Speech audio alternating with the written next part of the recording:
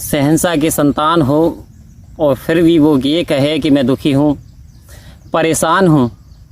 आखिर क्यों? क्योंकि एक राजा का जो पुत्र होता है वो राजकुमार हुआ करता है और राजकुमार को किस चीज़ की कमी होती है।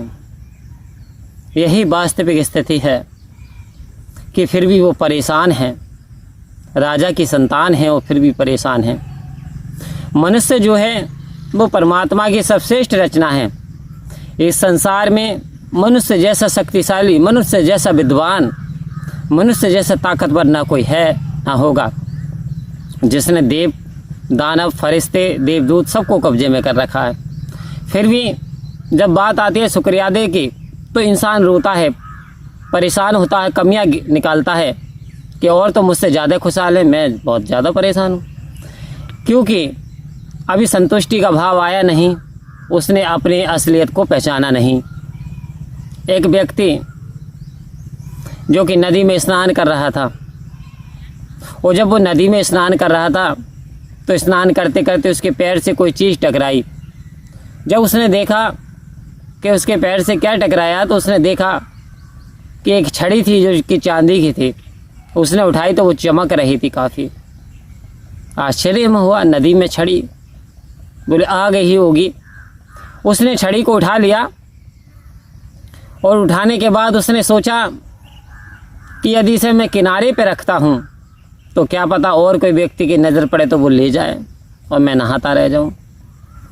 काफ़ी सोच विचार में उसने कहा नहीं, छड़ी को हाथ में ही रखूँगा, वहाँ रखूँगा तो कोई ले जाएगा।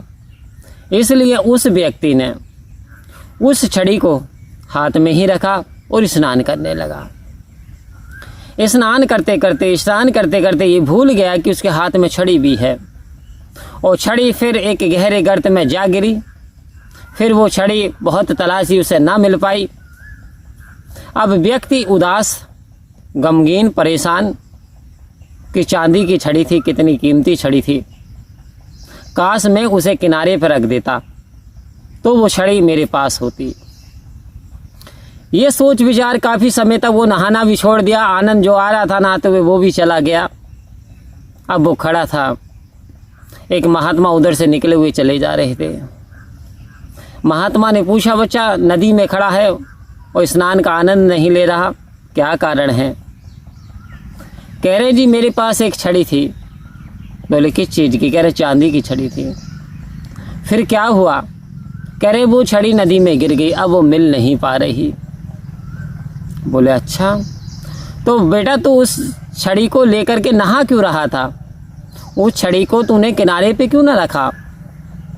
कहता जी किनारे पे रखता तो कोई और ले जाता। अच्छा, बोले साथ लेकर के नहा रहा था।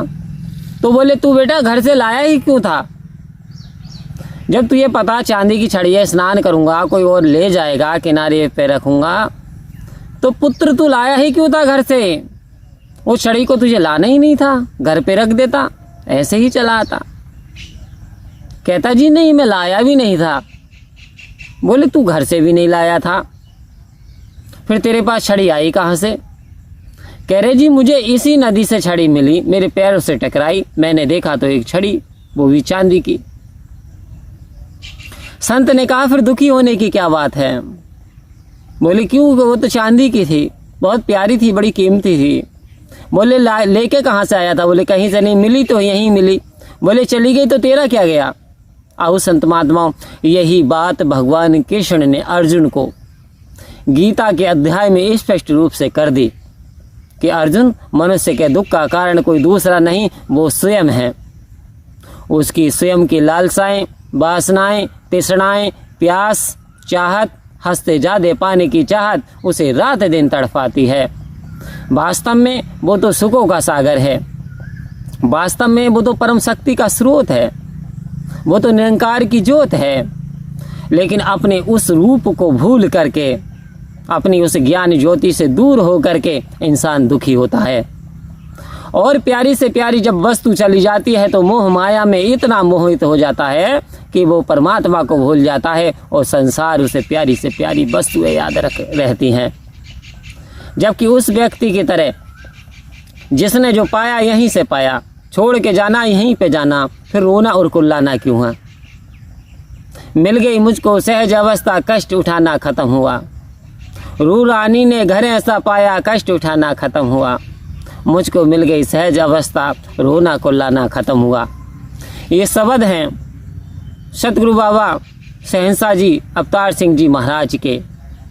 कह रहे जब सतगुरु तुम्हारे जीवन में आ जाए तो समझो रोना कुल्लाना दूर हो गया।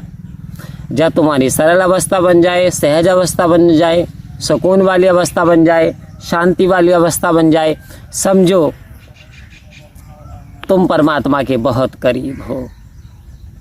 क्योंकि गौ धन, गज धन, बाज धन और रतन धन कान, जब आए संतोष धन सब धन धूल समान। संतोष धन किसी मार्केट से आप नहीं खरीद सकते। ये आता ईश्वर की कृपा से, ये आता सुकून से, ये आता शांति से, ये आता सद्गुरु की कृपा से। आओ संत महात्माओं, अक्सर हमारे दुख का भी कारण यही है, हम अत्यधिक मोह लगाव वस्तुओं से रख लेते हैं और जब वो वस्तु हमसे जाती है तो हमें बड़ा दुख होता है, बड़ी तकलीफ होती है। वास्तविकता तो ये है, सद्गुरु कह रहे हैं इक्वल विजन, समदृष्टि बना ले, समदृष्टा को जान ले। यदि तूने समदृष्टि बना ली और समदृष्टा पहचान लिया तो तेरे आवागमन के बंधनों से भी मुक्त हो गया। ये लोक तेरे लिए सुहेला हो गया।